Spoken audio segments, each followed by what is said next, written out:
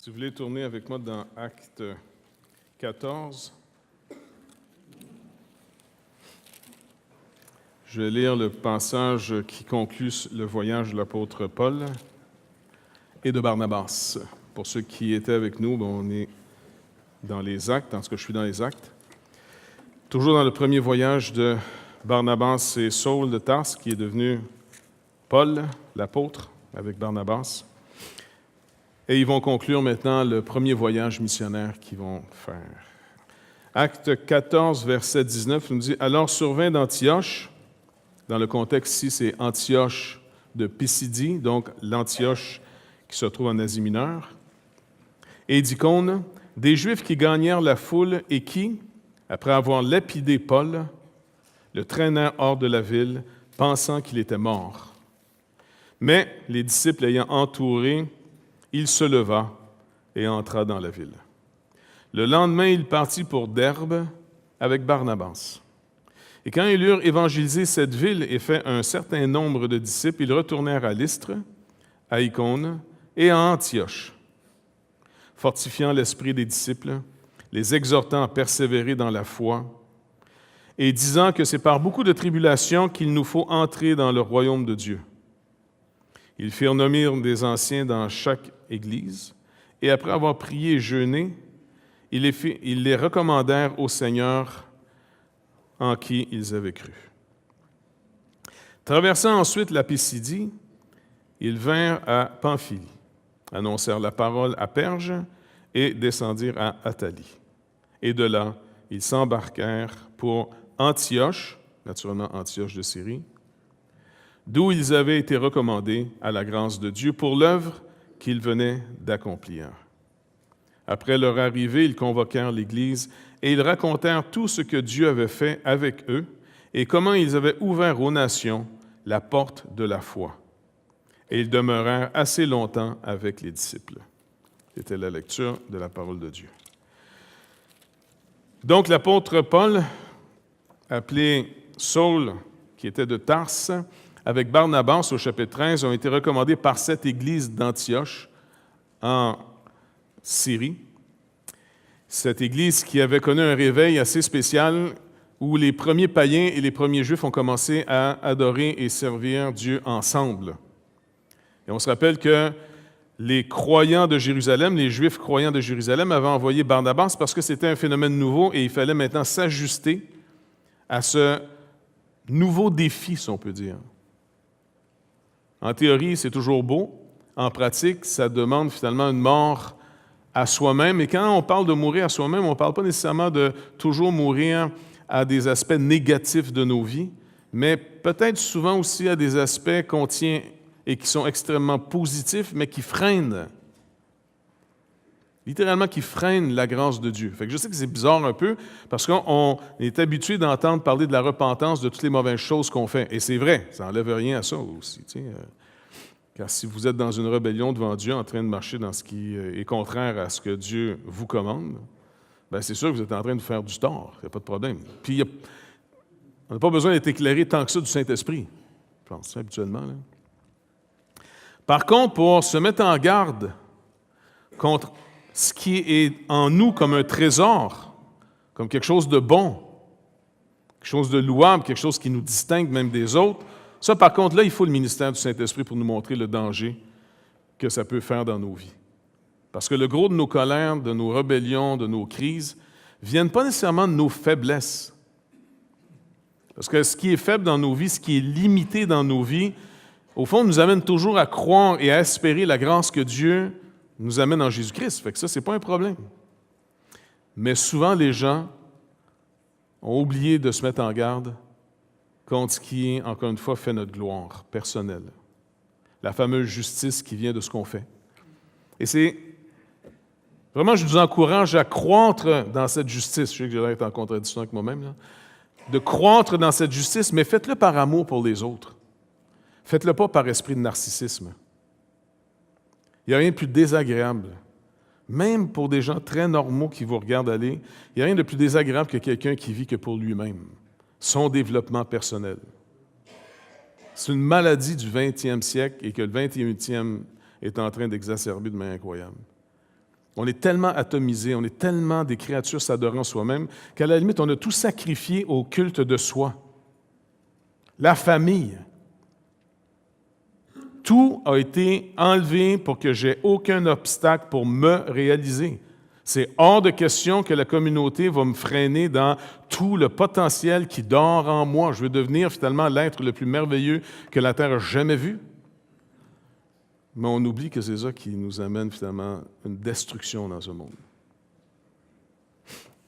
Alors, l'apôtre Paul et Barnabas, qui sont en train d'annoncer ce message, l'annoncent dans des conditions assez spéciales, au point que, selon certains commentateurs, puis je pense qu'ils ont bien visé, la raison pourquoi Marc, ou Jean-Marc, ou Jean, tout dépendant comment vous le voyez dans votre version, là, au verset 13 du chapitre 13, les a quittés quand sont arrivés finalement en Asie mineure. Il a fait finalement la première partie du voyage à Chypre. Ça a tellement bouleversé finalement le Romain qui était en place, le proconsul, et surtout avec le phénomène du miracle ou du signe que les ténèbres ont rendu aveugle ce faux prophète juif qui essayait d'obscurcir les voies du Seigneur, le Bar Jésus, et Élymas, que cet homme a sûrement donné des recommandations aux apôtres pour dire « Allez vers les miens ». C'est la réaction normale, normalement, là, et très normale, normalement, que de vouloir annoncer une bonne nouvelle à ceux que tu aimes. Je me semble que c'est... Écoutez, quelqu'un vient d'avoir simplement vu un bon film. C'est assez superficiel quand même, tu sais. Vous avez vraiment vu un bon film. Qu'est-ce que vous faites quand vous arrivez à la job? Vous avez parlé du film. Il dit, as-tu vu ce film-là? Non, il faut que tu voies ça. Vous avez lu un bon livre? J'ai un bon livre à te recommander. Vous venez de trouver une vitamine qui vous fait pousser les cheveux. Incroyable, il faut que tu aies ça. Non, mais je veux dire, on est des êtres de bonnes nouvelles. C'est tout à fait naturel pour nous d'annoncer des bonnes nouvelles quand on en trouve. Alors, c'est sûr, moi je suis sûr que ce Sergius Paulus, il a dû finalement donner, et c'est une raison pourquoi il s'en va non pas tout de suite à Perge, où il arrive pour annoncer l'Évangile. Il laisse ces deux villes-là, il va annoncer l'Évangile juste à la fin quand il revient, parce qu'il faut qu'il reprenne le bateau au même port. Donc, c'est juste à la fin de son voyage, vous remarquez que c'est là qu'il va leur annoncer l'Évangile. Mais il commence avec Antioche de Pisidie, car il semble y avoir des contacts que Serge lui a donnés et qui est en train finalement de dire, mon mec, je vais commencer par ce qui est plus facile. La synagogue était le lieu où Dieu avait déjà commencé à travailler. On pourrait quasiment dire, Dieu laboure des terres, était mieux de semer dans des terres labourées que sur de la gravelle. Rien pour enlever au pasteur Gravel au milieu de nous, c'est un homme de Dieu. Mais c'est mieux de travailler finalement dans quelque chose qui est déjà commencé à travailler et de commencer à investir dans du travail. En d'autres mots, notre génération devrait préparer la prochaine génération culturellement à recevoir l'Évangile. Donc, l'apôtre Paul va finalement, selon sa coutume, sa stratégie, aller de synagogue en synagogue, sachant très bien que certains vont croire, d'autres non. Il va faire un tri, mais pendant qu'il prêche l'Évangile à ceux qui normalement devaient croire quand ils ont été préparés par la parole de Dieu, il va mettre à part ceux qui ont cru, mais pendant ce temps-là, la parole de Dieu avait commencé aussi à travailler ceux qui n'étaient pas de ce Commonwealth. Les païens qui étaient quand même intéressés à se demander c'est quoi le sens de la vie. Et puis, le réveil se poursuit. Mais regardez bien, quelque chose de vraiment intéressant. Ils vont aller de l'avant, une réaction qui est quasiment toujours la même. Les bonnes personnes, et spécialement religieuses, ou qui sont dans la philosophie crue, si on pourrait dire. Okay? Parce que je veux faire une distinction ici entre un esprit religieux, parce que je pourrais vraiment mettre dans l'esprit religieux même les athées d'aujourd'hui. C'est religieusement qu'ils font la propagande à tous les jours de leur philosophie qu'il n'y a pas de Dieu. Et ils sont assez agressifs et fatigants. Peut-être que nous, dans le passé, le côté religieux chrétien, on les a écœurés un peu, ça se peut. J'en doute pas. Peut-être notre culture a manqué vraiment de sagesse dans le passé, dans les anciennes administrations de ceux qui annonçaient la parole de Dieu. Mais on ne fait rien de tellement original dans ce monde. L'Ecclésiaste ne dit pas que c'est nouveau, ça a déjà eu lieu. Ça fait que ce qu'il y a eu va encore avoir lieu sans arrêt. Donc aujourd'hui, c'est un peu latiste, mais aujourd'hui, en venant, je ne sais pas si vous avez entendu à radio, j'écoutais Radio-Canada en venant, et puis il y a la partie évangile des athées qui se donne assez régulièrement chaque dimanche. Ils sont assez fidèles là-dessus comme un culte régulier. Non, c'est ça qui est l'esprit religieux. On est assez régulier. On fait des... Et le baby boomer anti-chrétien commence à être détrôné par une génération plus jeune de nouveaux philosophes qui se déclarent non pas des anti-Dieu, mais des agnostiques maintenant. Ils disent, écoute, Dieu, je ne suis pas sûr, le nouveau disait, et puis il élaborait en disant, et puis les arguments que vous amenez en passant, là, les athées, il les a démolis un en arrière de l'autre. Mais il dit, écoutez, je ne peux pas dire que je crois en Dieu, mais c'est comme si la nouvelle génération se dit, je vais être un peu plus prudent que cet esprit qui déclare sans douter que Dieu n'existe pas. Et à la fin, tu entends le plus vieux, parce que les baby boomers sont rendus des vieux à cette heure. Puis on a de la misère à le croire. Même si on a des cheveux blancs ou plus de cheveux, même si on n'a plus de dents et des dentiers, même si on prend de la... Comment ça s'appelle, l'antiflogistine ou je ne sais pas trop quoi, là? Parce qu'on ne courbe plus. Bon, mais ils sont en train d'être délogés par les plus jeunes qui disent bon, ça va, là, votre intransigeance envers ceux qui veulent croire. Et le nouveau philosophe, lui, est en train de dire écoutez, d'une manière ou d'une autre, même quand vous mettez un système athée, vous le faites de manière religieuse. Vous en faites un culte. Vous organisez ça exactement comme une croyance. Puis il parlait le philosophe, là, finalement, du positivisme, le Comte, là. Et un a lancé l'argument, le plus vieux, pour montrer qu'il était, la société avait passé par 3 étapes, a fini à devenir mature. Et le jeune philosophe a dit, mais en passant, vous vous rappelez, il a fini avec un catéchisme, le gars. Ce gars qui était pour dire, on n'a plus besoin de Dieu, il finit avec un catéchisme de sa philosophie. Et littéralement, il s'est proclamé un sacrificateur, un prêtre de sa religion. Je dis, on ne s'en sort pas. On est religieux. On est des êtres qui adorent. Si ce n'est pas Dieu, c'est autre chose. On le sait tous. C'est ça notre problème. Même Paul va nous rappeler que ceux qui aiment leur argent au détriment des gens, c'est une idolâtrie. Ça s'appelle la cupidité, qui est une idolâtrie. C'est un idole, c'est un Dieu, c'est un sauveur. Donc, le message de l'apôtre Paul, qui m'impressionne énormément, il est tellement clair, puis il n'est pas juste clair en information. Et c'est là que je trouve toute la splendeur de l'Évangile de Christ. Et en même temps, le mystère incroyable qu'est l'Église. Paul dit un message. Si vous et moi, on reprend un message de l'apôtre Paul et on ne fait que le lire, est-ce que vous croyez qu'on va avoir les mêmes effets que l'apôtre Paul? Prenez, je ne sais pas moi, son évangile décrit de manière théologique dans l'Épître aux Romains. Et mettez-vous sur la place publique et commencez à lire cette épître. Est-ce que vous croyez que vous avez des risques de vous faire lapider à la fin?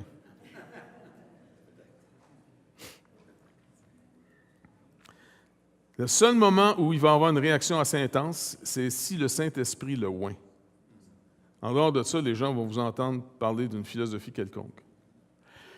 Puis je suis impressionné de voir que l'apôtre Paul, ça finit presque toujours mal.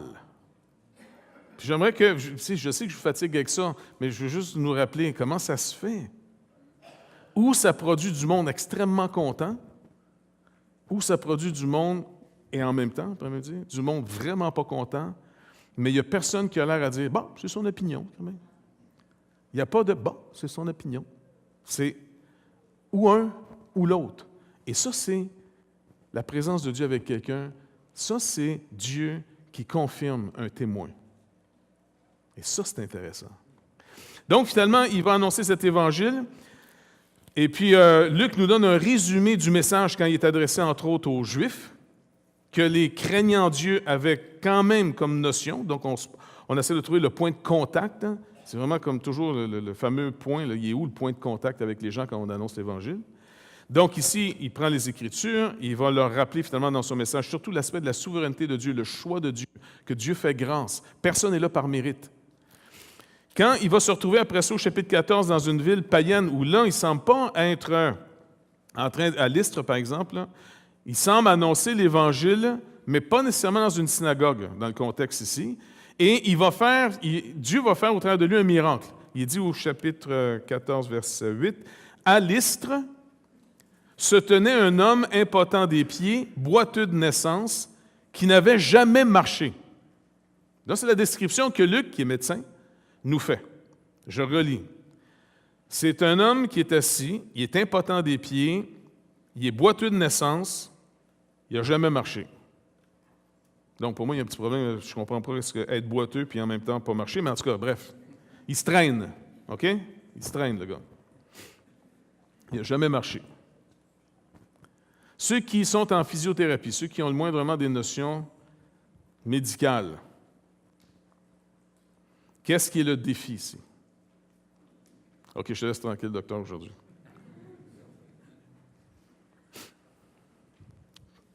Christine, es-tu là? Elle est en physiothérapie, elle n'est pas là? Essaie-tu de sauver, Christine? Les deux Christine, en passant nos deux Christine, c'est deux. C'est quoi le défi? C'est que si tu n'as jamais marché, ton cerveau a fermé les breakers. Écoute, il n'a jamais marché, le gars. Est-ce que vous avez vu des enfants apprendre à marcher? D'abord, juste d'essayer de se lever debout, c'est vraiment un défi, là. Ton système, il doit apprendre à garder ça en équilibre. Ça va? Et puis après ça, apprendre à marcher, ça veut dire que tu fais un pas ou deux, puis Dieu a bien fait les choses. Vous avez remarqué comment les enfants sont faits? Ils ont deux grosses joues en avant, un petit nez renfoncé parce qu'ils risquent régulièrement de se ramasser à terre. Non, c'est bien fait! En vieillissant, ton nez allonge de plus en plus. Il devrait y avoir des joues plus tard parce qu'en vieillissant, tu risques de faire les mêmes... Mais normalement, Dieu, quand ça commence, il te donne un break en disant « Je te mets des petits coussins, des petits rubbers, et puis ça va faire moins mal. » Ils sont enveloppés. Mais ils tombent souvent et ils persévèrent parce qu'ils ont une idée dans la tête, c'est de marcher, en général. Et là, cet homme n'a jamais marché. C'est un homme. Il a développé une mentalité, il a développé une vie, il est dans des réflexes. Je veux dire, le gars, même si tu lui donnais une paire de jambes neuves, il ne sait pas marcher. Et il écoutait la parole. Il écoutait la parole que Paul annonçait. Et Paul, fixant les regards sur lui et voyant qu'il avait la foi pour être guéri. Ça, c'est vraiment quelque chose de mystérieux. Il voit qu'il a la foi pour être guéri. Il y a quelque chose dans cet homme-là qui fait qu'il va se passer quelque chose. Le gars est travaillé, il est disposé, il y a quelque chose en lui. Et deux, celui qui annonce l'Évangile, il est aussi connecté. Ce n'est pas juste quelqu'un qui parle de manière mécanique, il est connecté, il est en relation. Il y a quelque chose de vraiment... Il y a quelque chose qui se passe. 2 Corinthiens 13 nous rappelle que c'est l'esprit de la communion, l'esprit de la communication qu'on reçoit quand on reçoit le Saint-Esprit. On est en communion, en communication à nouveau, finalement, avec l'amour de Dieu, avec ce que Dieu est pour nous. Le Saint-Esprit est supposé d'illuminer, finalement, dans notre entendement, ces compréhensions bibliques. On ne fait pas juste répéter des informations, on parle. Et là, il voit, alors, il dit d'une voix forte, il lui dit, « Lève-toi! Lève-toi! Droit sur tes pieds! » Et il se leva d'un bond. Je mets le pas dans nous autres, on aurait fait le premier bond. D'un bond, il se lève et il marcha. Il n'a jamais marché. Il n'y a pas juste une guérison. Il doit y avoir quelque chose qui s'est créé. Il y a quelque chose de plus, là. C'est pas simplement, je ne sais pas, le gars, il marche. C'est sûr que ça attire un petit peu l'attention. Et là, ils vont dire, les dieux nous visitent sous forme humaine. Et certains nous rappellent que dans cette ville, entre autres, il paraît qu'il y avait déjà eu, selon une légende, la visite de Jupiter ou Zeus avec, ici il est parlé sous le nom de Jupiter, là, et Mercure, qui était peut-être l'autre, le correspondant grec, c'est Hermès. Merci. Donc, il paraît qu'on les avait négligés, puis on n'avait pas écouté ce qu'il avait dit, puis ils ont envoyé la peste. Puis un petit peu frustré, là, tu sais. Donc, ils se sont dit, il ne faudrait pas que ça nous recommence. Fait que quand ils ont dit, oh, on a une visite à nouveau, ça fait qu'ils ont dû se dire, attends, cette fois-ci, on va se préparer. Fait que la nouvelle part, le prêtre de Jupiter, dont le temple était à l'entrée de la ville, amena des bœufs, des taureaux, avec des bandelettes vers les portes, et ils voulaient, de même que la foule, offrir un sacrifice. Et puis là, on se rappelle, les apôtres ont su ça, et ils sont partis dans la foule, ont déchiré leurs vêtements. C'était une forme de montrer ton humiliation, mais en même temps ton indignité. Tu sais, c'est comme, aujourd'hui, on pourrait dire, qu'est-ce que je pourrais dire qui est passable, là? Non, ils n'ont pas pété leur coche, vraiment. C'est comme si on s'est dit aux gens, « Hey, on va aux toilettes comme vous autres. » Je sais pas, ça fait vulgaire un peu, tu vas me dire, là. Mais c'est de ramener les gens, « Hey, je veux dire, on est de même nature que vous autres. Regardez pas nous autres. Arrêtez d'être des idolâtres chroniques. On adore tout ce qui bouge. Mais le problème, c'est qu'on n'adore pas à bonne place. Et puis là, ils font tout pour montrer qu'ils sont des êtres humains. Et le problème, c'est que des fois, quand tu blesses le petit cœur des gens qui voulaient te faire une faveur, ils n'ont pas aimé ça. Et puis c'est là, finalement, qu'ils ont été très ouverts à ce que si quelqu'un vient, finalement, les monter contre les apôtres, ils les ont attaqués. Rappelez-vous une chose, tout ce qui est élevé va être abaissé. Le Seigneur dit, c'est une abomination des choses qui s'élèvent. Si vous élevez trop quelqu'un dans votre vie, faites apprécier le ministère des gens, faites apprécier finalement des gens qui vous aident, faites apprécier vos parents, ainsi de suite. Mais si vous les élevez un peu trop haut, vous allez être les mêmes qui vont les rabaisser un jour un peu trop bas. Nous autres, on a travaillé avec un ministère dans le passé, puis qui était vraiment, il y avait des gens qui avaient des dons extraordinaires. C'était vraiment des gens qui emmenaient large. C'était assez impressionnant. Puis nous autres, à l'époque, on était tous pas mal jeunes, tu sais. Fait que tu regardes tous ces gens-là, c'était des héros pour nous autres, c'était des modèles, c'était vraiment une source d'inspiration pour la mission, pour l'étude biblique. Je dis, il y a une forme saine d'imitation. Paul dit, soyez mes imitateurs comme je le suis moi-même de Christ. OK? Donc, il y a une forme saine d'être inspiré par quelqu'un. Mais entre inspiré par quelqu'un et quasiment adopter sa personnalité, il y a une feuille de papier entre les deux. Des fois, tu transgresses un peu, quasiment en voulant devenir la personne plutôt que de t'inspirer de ce qu'elle produit sur ta vie. Moi, j'en ai plein de héros dans ma vie. Plein. C'est ces gens-là qui m'ont fait toujours faire d'un pas de plus. Tu sais, tu repenses à ces gens-là en disant, qu'est-ce que lui aurait fait à ma place? Il me semble qu'il aurait fait telle chose. Fait que tu t'inspires de ces gens-là, c'est très bien. Mais, il y a un moment donné, ça peut devenir une idolâtrie. C'est que tu refuses d'avoir un jugement sur les choses, et là, tu prends tout comme du cash, comme si c'était Dieu qui parlait.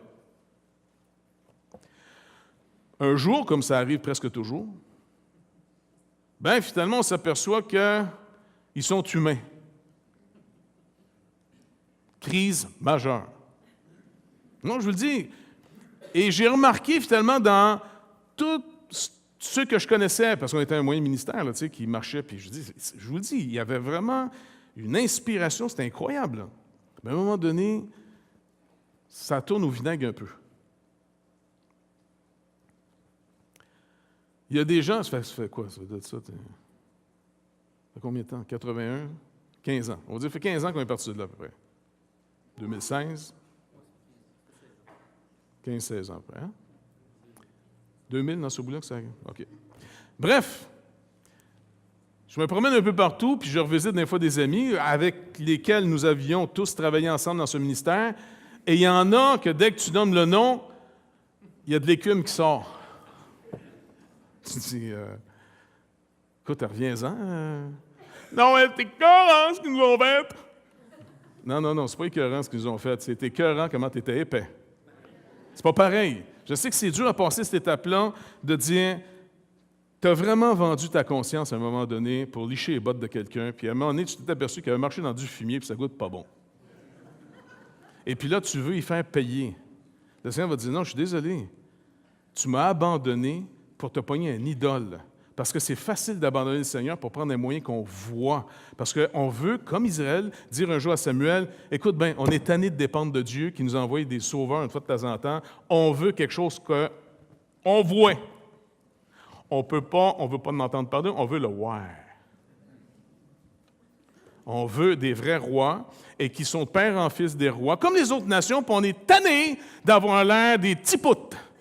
Eux autres, ils ont des palais, ils ont des dignités qui peuvent remonter à longtemps. Nous autres, qu'est-ce qu'on a? Un Samson qui sort de quelque part. il tourne mal en détruisant le temple là-bas. Après ça, on a un Jephthé qui, lui, oui, il amène une délivrance, mais après ça, il pète la gueule à Israël. Après ça, on attend un Gédéon qui, lui, part avec une armée de 33 000, mais il s'en va se battre rien qu'avec 300. Et puis, tu sais, ils sont comme tannés. On veut du vrai monde qu'on voit avec des vraies institutions, avec du vrai, comme si Dieu était faux. Mais c'est toujours ça. C'est ça l'idolâtrie. C'est de le vendre, lui, qui est notre bien éternel, qui ne peut pas nous tromper, même pour les moyens que Dieu nous donne. Dieu vient par des moyens dans nos vies. Quelqu'un nous a annoncé l'Évangile, mais quelqu'un ne s'est pas annoncé comme Évangile. Quelqu'un nous a annoncé l'Évangile de quelqu'un, m'a annoncé la bonne nouvelle et les vertus de quelqu'un qui peut sauver. Et normalement, on est supposé se diriger vers la personne qui nous a été présentée, à savoir Jésus-Christ. L'apôtre Paul a pété leur ballon avec Barnabas en disant « Non, on vous annonce Dieu, on ne vous annonce pas nous autres. » Mais c'est une réaction normale. Est-ce que vous vous rappelez le miracle similaire dans les Actes? Pierre, à la porte du temple, même genre. Même genre, tu sais, le gars boiteux de nature, il est là, il quête depuis toujours, il est à la belle porte, et puis en passant, si je devenais quêteux, il y a 2 bonnes places à aller. Non, mais vous donner une stratégie, je l'ai faite quand j'étais jeune. Là, 2 places bonnes pour quêter. Une est devenue moins bonne avec le temps, à perdre de la popularité, c'est les portes des églises. Mais c'est moins fréquenté qu'avant. L'autre bonne place pour quêter, c'est... Bon, le métro, non. Comment?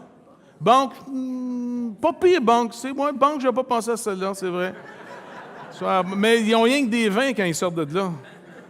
Ça va? Une autre place. La SAC. La Société des alcools du Québec. À toute fois que tu vas t'acheter une bouteille de vin, tu te chantes cheap, puis le gars, il doit, monsieur, bon, tu payes ton dû en disant, OK, laisse ma conscience tranquille, tu comprends? Donc, à l'époque, il n'y avait pas la SAC, parce qu'on faisait notre vin. Il y avait néanmoins encore le temple, fait que c'était une place où il quêtait, fait que ce gars-là était là, puis Pierre et Jean, voyant quelque chose encore, ils ont vu encore quelque chose. Ces gars-là sont connectés. Ils marchent avec un vrai Dieu. Il est vivant. C'est pas juste un cours de philosophie chrétienne qu'ils sont en train totalement d'apprendre et puis qui se conforment. Ils ont été réconciliés à Dieu. Dieu est Dieu vivant. Ils ont abandonné les idoles. Ils ont abandonné finalement toutes sortes de choses pour s'attacher à quelqu'un de vivant, quelqu'un qui parle, quelqu'un qui agit. Alors finalement, ils sont très sensibles. Ils ne marchent pas sur le pilote automatique. Ils ne font pas juste dire « ouais. » Tu sais quand ta femme te parle? Es-tu d'accord avec ça? Ah ouais. Fais comme ça, on te change avec là. Ah ouais. T'aimes ça? Ah ouais. Tu donnes 100 $? Ah ouais. Tu te réveilles après, regarde. Mais, tout ça pour vous dire finalement que ils vont faire la même chose au nom du Seigneur, lève-toi. Il prend le gars par la main, tac, et le gars se met à... Il danse, il court, il saute. Encore une fois, il y a quelque chose de pas normal qui s'est passé dans sa vie. Mais, même chose que... C'est sûr que les Juifs n'iront pas aussi loin que dire « on a les dieux parmi nous » car Israël écoute. Un seul. Mais les Juifs, qu'est-ce qu'ils aiment? Ils ont juste transformé leur idolâtrie plus subtilement. Ils tripent sur la piété de quelqu'un. Ils tripent sur la piété de la personne. Et qu'est-ce que Pierre leur dit? Non, écoutez, là, vous regardez à la mauvaise place, les gars. Ce n'est pas en cause d'une piété personnelle, ni d'une puissance personnelle. Et ça, là, ça bouleverse bien du monde dans les églises. On est là à ce qu'on veut tous développer une piété extraordinaire pour que le Seigneur puisse nous donner tout ce qu'on veut. Et Pierre dit non, ce n'est pas à cause d'une piété personnelle que ces choses-là sont arrivées. C'est parce qu'on a confiance en lui, on a confiance dans son nom, on croit en lui. Et parce qu'on croit en lui, et qu'il a rétabli toutes choses pour nous, et qu'il rétablit la relation avec nous, on est en relation avec nous, il nous a montré ce qu'il voulait faire, on a donné au gars ce qu'il voulait donner. Mais combien d'entre nous, on reste continuellement en relation avec le plus grand des trésors que cette vie peut nous donner? C'est lui. Le reste, là, ça passe. Tout le reste va passer. Mais Dieu demeure, sa parole demeure. Alors, c'est comme si Luc nous reprend en disant, regardez, parallèlement, là, ça commence avec les Juifs, même genre de miracles, et il va prendre des miracles que Dieu a fait par Paul et Barnabas pour dire, voyez maintenant que ça va encore plus loin, mais c'est pareil. C'est le même évangile, mais mieux compris, mieux développé. Donc, finalement, après avoir annoncé tout ça, qu'est-ce qui arrive? Il va y avoir des gens qui ont entendu qu'il se passe quelque chose maintenant à Lystre, parce que les nouvelles partent, les gens partent, puis ils font des disciples pendant ce temps-là. Alors, d'Antioche et d'Icône, il y a des Juifs qui ont été, rappelez-vous, ceux qui ont méprisé Paul, puis ont contredit son message, ils ont tout fait pour péter sa réputation. Là, ils se sont donnés comme mission de détruire ce gars-là et ce message. Alors là, ils s'en viennent vers cette ville et ils vont gagner la foule, la même foule qui croyait que c'était des dieux tout à l'heure. Mais c'est sûr qu'ils sont devenus à nouveau vulnérables. Ils ont repris une position dans ce monde de brebis au milieu des loups. C'est pas pour rien que l'esprit religieux dans nos églises, dans les mosquées, dans les synagogues et même dans la politique fait qu'on essaie de prétendre que les gens qui sont en avant sont différents des autres pour donner une crainte au peuple. L'esprit religieux, il n'est pas juste dans l'Église, l'esprit religieux, il est partout. Il est partout pour faire une forme de hiérarchie magique. Parce qu'on a peur des uns des autres, en passant avec raison. Quand le Seigneur dit « Je vous envoie comme des brebis au milieu des loups », il savait très bien ce qu'il disait. Mais puisqu'ils ont enlevé finalement ce qui impressionnait les gens pour encore une fois redonner la gloire à Dieu seul, à Christ seul, ils sont devenus vulnérables. Et les Juifs sont arrivés et ils ont commencé à gagner la foule, et la foule ont lapidé celui qu'ils pensaient être un Dieu tout à l'heure. Ils l'ont lapidé. Paul est sorti de là, lapidé. Ils l'ont laissé comme mort. Veux-tu même dire que c'est qu'ils ont à tout haïr de même, ce gars-là? Et là, il laisse comme mort, mais il n'est pas mort. Les disciples vont l'entourer, qui est marqué ici. Il va se lever, il va entrer dans la ville. Mais me semble, moi, j'aurais été dans une autre ville, personnellement. Là, surtout, tu dois être assez remarquable après avoir été lapidé de quelques bleus. Tu comprends? T'es-tu tombé? Un petit peu, oui. Donc, mais après, le lendemain matin, ils vont partir pour Derbe avec Barnabas. Ils viennent de se faire lapider. J'aimerais juste vous rappeler, ils viennent de se faire. Donc, le lendemain, quand ils sont partis pour Derbe, et quand ils eurent évangélisé cette ville, où c'est qu'ils vont chercher leur persévérance, leur zèle, leur joie, leur espérance de continuer à annoncer l'Évangile? Ils savent que ça risque d'être à peu près la même chose. Ça fait une couple de villes là, qu'ils font. Tu comprends? Mais là, ça va être. Là, Luc, je pense qu'il nous épargne les détails en disant bon, c'est à peu près comme d'habitude. Et puis, mais par contre, qu'est-ce qu'il donne comme enseignement à ceux qui ont cru? Il dit ici, les exhortant à persévérer dans la foi qu'il va décrire entre autres dans Romains, au chapitre 5, entre autres. Puis je vais finir avec ça. C'est les exhortant à persévérer dans la foi et disant que c'est avec beaucoup de tribulations qu'il nous faut entrer dans le royaume de Dieu. Nous autres, en ce moment, on fait tout pour dire aux gens, venez, ça règle tous les problèmes. Puis si quelqu'un a bien des problèmes, t'es sûr? Je te le dis, je te le dis.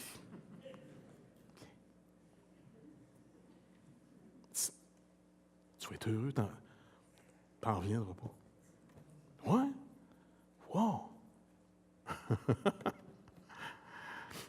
Paul dit, en passant, vous avez cru, c'est super, mais bon, je vous rappelle, comme je l'ai toujours dit, vous allez avoir des persécutions. La preuve, je vous ai annoncé l'Évangile, j'ai encore quelques bleus pour vous rappeler à tout le monde comment ça se passe, mais persévérez. Continuez à croire cette grâce. Je sais que c'est insultant pour un monde qui veut bâtir son propre royaume, qui veut parler de sa propre gloire, qui est fanatique de continuer à parler de ce qu'ils font. Les gens sont malades de ce qu'ils font. La preuve, est-ce que vous aimez ça, quelqu'un qui vous raconte les plus belles choses qu'ils ont faites? Là? Wow, puis est-ce que vous aimez ça, entendre ça, quelqu'un qui vous raconte là, à vous personnellement toutes les merveilles qu'ils accomplissent? Vous êtes en église, vous n'avez pas le droit de mentir, ça. En sortant, vous pourrez mentir si vous voulez, mais ici, non. Est-ce que vous aimez ça, quelqu'un qui prendra 1 heure ou 2 à vous parler de toutes ces merveilles de lui-même? 1 ou 2 personnes, il y a des chrétiens ici, super. Est-ce que vous trouvez ça intéressant de trouver quelqu'un qui est intéressé à écouter vos histoires de ce que vous faites? On est toujours à l'église? Vous êtes toujours sous serment? Est-ce que vous aimez ça? Ceux qui sont intelligents en communication ici, là, Comment vous faites pour ramener quelqu'un dans une conversation qui a déconnecté parce que vous réalisez que ses yeux regardent à peu près un quart de pouce à côté de toi? Qu'est-ce que vous faites pour ramener quelqu'un dans une conversation, absolument? Parler de la personne, et puis toi, clac, oui, j'arrive, comment? Ça, c'est intéressant, là, on parle, oui, moi, et là, tu es là pour quelques minutes, tout dépendant de la capacité de la personne. Paul, il veut parler d'un autre sans arrêt. Il dit, vous allez être au milieu des loups, vous allez aller littéralement chez des addicts de la pire des drogues, celle du « je me moi, toujours que moi ». Et je vais être bon parce que j'aimerais ça qu'on m'aime. Ça fait que vous allez risquer de un petit peu les froisser parce que vous allez dire, non, c'est vrai, sais-tu quoi, t'es pourri. Comment? Non, pas vrai, non, sans farce. On le sait. T'es pourri? Non, ben dans le sens, je suis un petit peu pourri, là, mais c'est une belle pourrissure quand même, tu sais. C'est pas pourri comme n'importe qui. Tu sais, il y a du pourri, le fun. Le Roquefort. Oui, c'est une noble pourriture. Fait que Paul dit, écoutez, puis là, souvent, on demande à Paul, entre autres, puis les gars ont dû demander à Jean, comment on fait pour progresser dans cette vie? Parce que tu nous dis d'aller de gloire en gloire. Comment on fait? Bien, c'est en mourant toujours un peu plus. Mais on meurt comment? Faut-tu se tuer? Non, faites-vous-en pas, le Saint-Esprit s'en charge. Mais comment il fait? Il va te montrer encore plus que ce que tu es. Mais, flippe pas! Plus il va te montrer ce que tu es, tu vas dire, oh, hey, là, wow, non, dis ma mère, mon père, la société, non. Les hormones, là, on en sort à tous les semaines, des nouvelles, tu comprends? Mais gêne! Puis là, quand tu n'as plus rien à dire, c'est dit, bon, tu finis, là?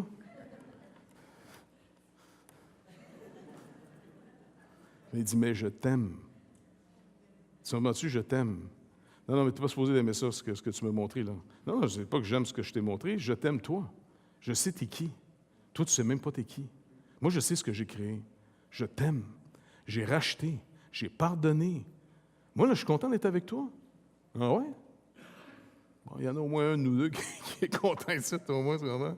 Je dis, non, il faut que tu apprennes à être content, toi, avec. D'accord? Parce que je t'aime. Oui, mais moi, habituellement, on m'aime parce que c'est fatigant de se faire aimer, tu comprends? Travaille fort là-dessus. Ça dit, mais tu peux rentrer dans mon repos. Parce que moi, je t'aime. Quand tu es encore mon ennemi, je t'aime. Tu ne t'es jamais posé la question, quand je vous ai dit comme commandement, aimez vos ennemis. Et j'ai fait dire à mon apôtre Paul ici, quand il a écrit sa lettre aux Romains, que celui qui enseigne s'attache à son enseignement. Tu ne penses pas que moi, Dieu, je ne m'attacherai pas à mon enseignement? Quand je vous ai demandé d'aimer vos ennemis, en passant, vous ne faites rien d'extraordinaire d'aimer ceux qui sont comme vous? C'est vraiment, finalement, tu y crois, toi, à l'Évangile, pour vrai, Dieu? Ça a l'air que oui. Fait que tu sais, bien, OK. Et là, ça devient comme... Mais je ne suis pas habitué, là, je ne contrôle pas, moi, cette relation-là, là, en ce moment. Les autres, là, j'ai contrôle, tu sais. Je sais pourquoi ça marche, je sais pourquoi ça ne marche pas. Des fois, je ne sais pas, mais j'essaie de comprendre. Puis dès que j'ai trouvé le filon, pourquoi ça ne marche pas, on se débrouille. Mais toi, Dieu, tu m'aimes quand je ne suis pas aimable. Boy, là, c'est fatigant, ça.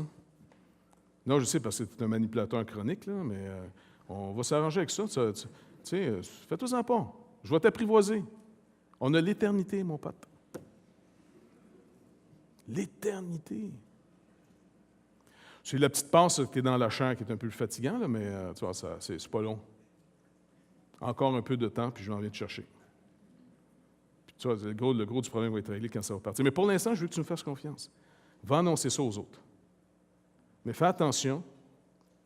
Je ne veux pas qu'ils te pensent pour un démon, puis je ne veux pas qu'ils te pensent non plus pour un Dieu. Je veux que tu restes une personne ordinaire. Puis je veux que tu parles de moi. Mais ils ne vont pas vouloir entendre parler de moi, ils vont vouloir entendre parler de toi.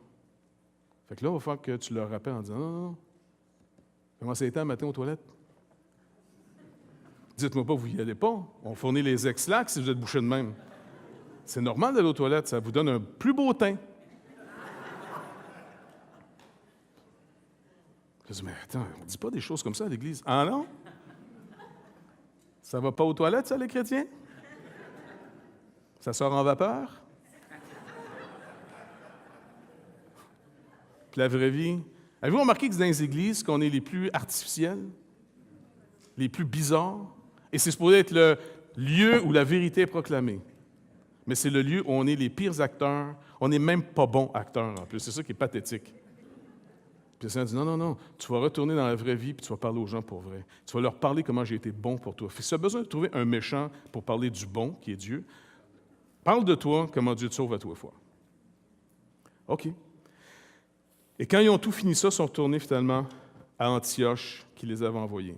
En terminant, avez-vous remarqué ici comment la parole de Dieu va croître dans votre vie? Selon l'illustration que Jésus dit, on est des terres. Hein, les 4 sols? Il y en a juste un qui est appelé bon. On sait pourquoi il est bon. Ce n'est pas qu'il est supérieur aux autres, c'est qu'il a été travaillé. Il est labouré, il est travaillé, il est préparé à recevoir la parole. Maintenant, si vous protégez une semence et qu'elle n'est pas agressée par l'humidité, elle n'est pas agressée par la terre, avez-vous remarqué que des semences peuvent durer des années et des années? Alors, la parole de Dieu est une semence aussi dans nos vies. Et la croissance qui produit le fruit de la parole de Dieu dans nos vies ne se fait que lorsque cette parole est agressée. Pas nous autres. Ce n'est pas la terre qui pousse. Ce n'est pas la terre qui pousse. La terre, c'est le milieu qui la reçoit. C'est tout. Vous n'êtes jamais demandé finalement de quoi un arbre est fait. Pensez-vous que c'est de la terre? L'arbre ne prend quasiment pas de sol. Écoute, tu sais, on entend dire, ah oui, les racines, ça mange de la terre. Table, non, mon chum, il n'y aurait plus de terre. Imagine-toi, plus ton arbre pousse, plus il descend. Il mange la terre. Il ne mange pas la terre. Il va chercher quelques petites affaires, pas grand-chose, pour absorber finalement toute l'air, le carbone, il filtre, et puis il ramasse, puis il transforme ça. Il est dans l'épreuve. La semence, pour qu'elle pousse, il faut qu'elle soit mise à l'épreuve.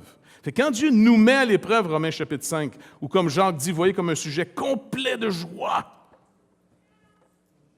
les diverses épreuves auxquelles vous êtes exposés. Et il nous rappelle, entre autres, comme pour Pierre, que c'est pour purifier d'abord notre foi de ce qui est faux, et deuxièmement, pour ce que Dieu a promis, il va l'accomplir, et sa parole dans l'épreuve se manifeste comme étant véridique. Et ça devient le fruit de l'Esprit et non pas ma chair rendue capable. Donc, si on peut juste dire au Seigneur, OK Seigneur, je ne comprends pas, mais je l'accepte.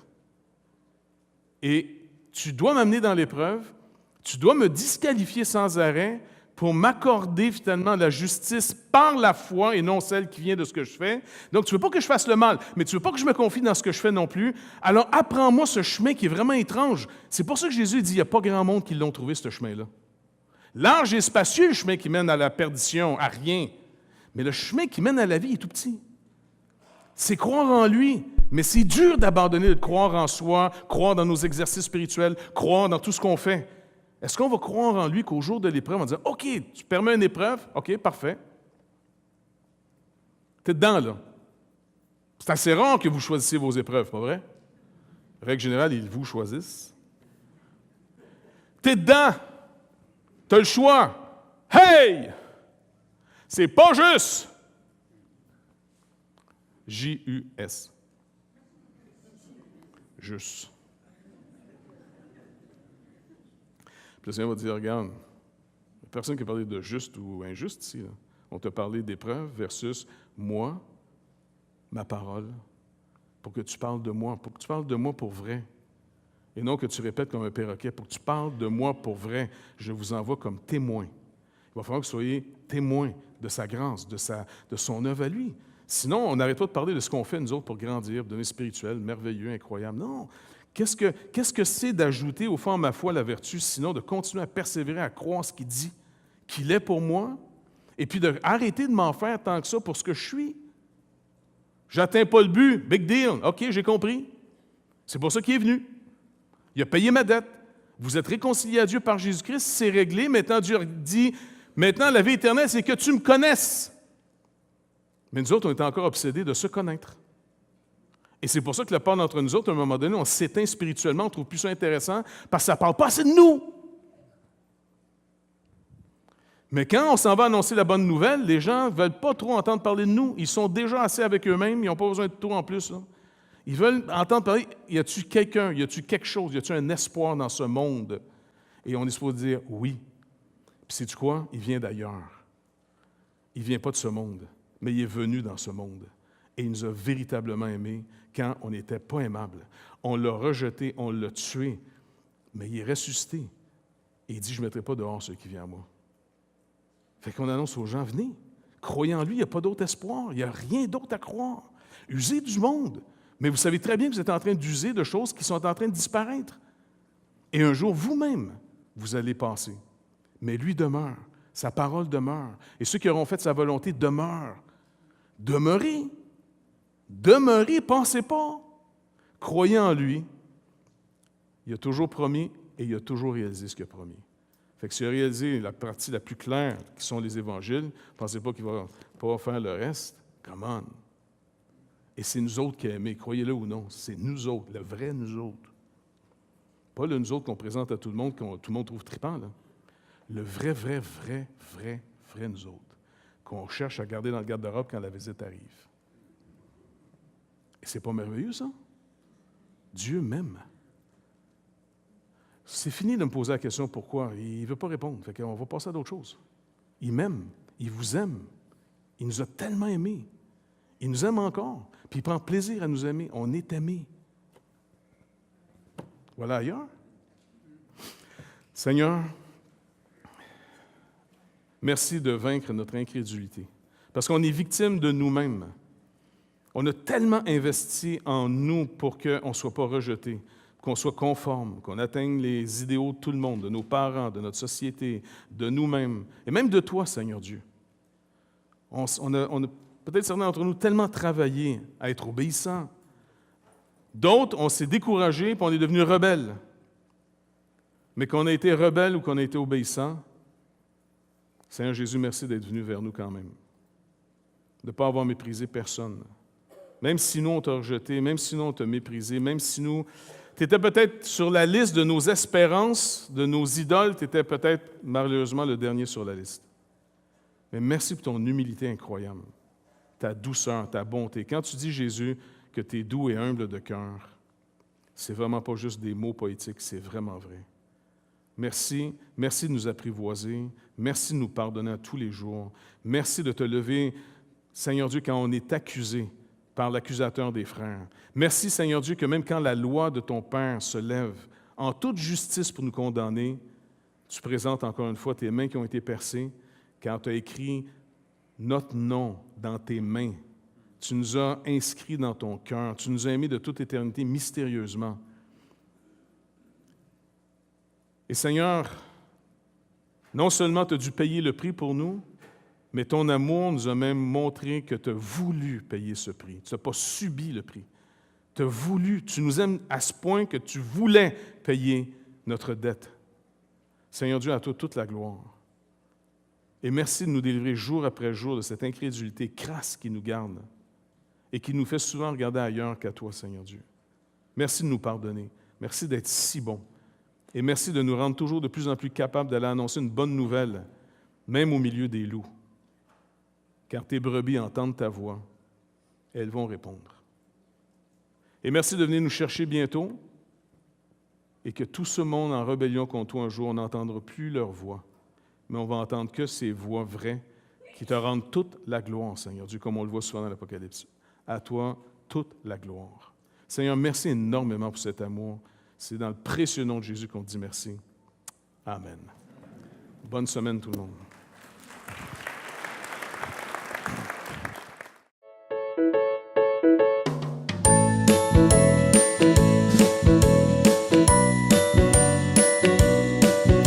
Bonjour, mon nom est Michel Bougie. Bienvenue à ce clip de La Bible parle en action.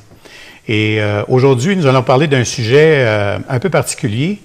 À La Bible parle, nous avons depuis quelques années un camp de jour. Et puis, j'ai avec moi pour en discuter Christine Réel, directrice principale de La Bible parle. Bonjour, Christine. Bonjour, Michel. Christine, qu'est-ce que ça fait dans une église, un camp de jour? Bien, écoute, l'idée nous est venue en 2011 où on est très préoccupé par l'éducation de nos enfants. D'ailleurs, on a toujours eu une école dans notre église. Et puis, on voulait que les enfants, durant l'été, puissent continuer à vivre des activités, des choses intéressantes et dans un environnement chrétien. Alors, on a décidé d'instaurer le camp de jour pour cette raison-là, avec le même genre d'activité qu'on retrouve dans tous les camps de jour de notre région ou au Québec, mais justement avec des activités, des thématiques qui vont aussi inclure des partages bibliques, des louanges, des temps de prière et des activités aussi qui vont permettre, par exemple, on parle souvent des héros de la foi.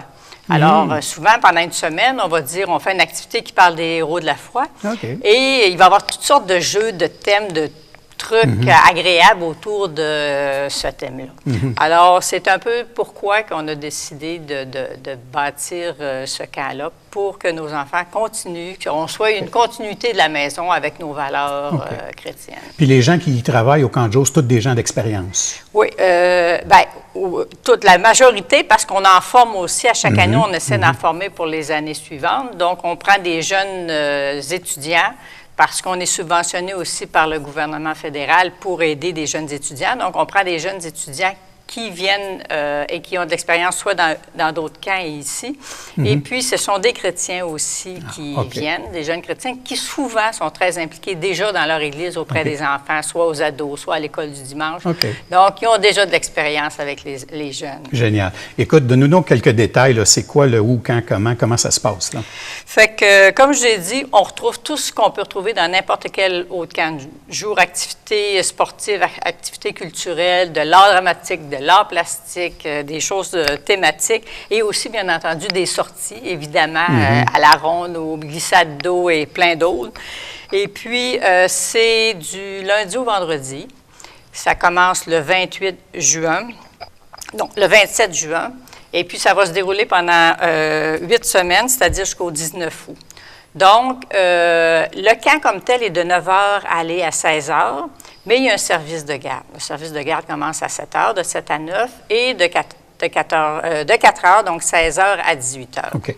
Ce qui est intéressant, c'est que tout ça, il y a juste un prix. OK. Incluant les sorties, tout le service de garde, c'est 85 $ par semaine. Je vous mets presque au défi de trouver un camp moins cher parce que, justement, le fait qu'on a pu être subventionné par le gouvernement fédéral pour des camps, pas pour les camps, mais pour des projets d'été, nous a aidés. Alors, ce qui est intéressant de mentionner aussi, c'est que ça se fait ici, à l'Église de la Bible parle, au 790 18e avenue à Laval. On a un gymnase, beau temps, mauvais temps.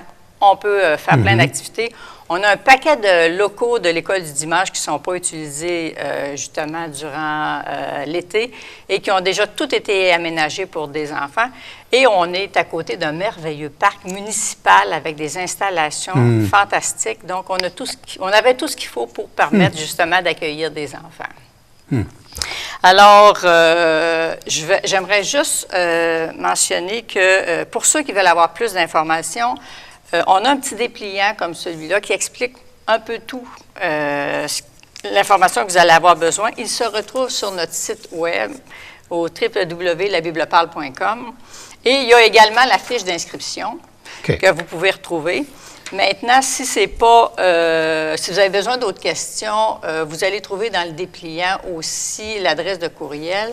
Sinon, ils peuvent utiliser le site habituel qui est info@labibleparle.com. Et puis, ça s'adresse à tous les parents de partout. C'est pas juste pour notre Église, là, je veux juste bien spécifier. Oui, tu fais bien de le demander, parce que c'est l'Église de la Bible parle qui l'organise, mais c'est pour toutes les familles chrétiennes de partout. Maintenant, ça s'adresse aux enfants de quel âge à quel âge? Bonne question, c'est les enfants de 5 ans à 15 ans. C'est sûr qu'on a moins rendu à 14-15 ans, on a moins, mais bon, s'il y a des enfants qui veulent se joindre à nous quand même à 14-15 ans, ils sont les bienvenus. Excellent. Merci beaucoup, Christine. Alors, merci d'avoir été avec nous pour cette capsule. Et puis, on vous rappelle, l'information, telle que Christine l'a mentionné, se retrouve sur labibleparle.com et vous avez juste à aller à la rubrique « Camp de jour » et vous allez avoir toute l'information. Merci d'avoir été avec nous. À la prochaine.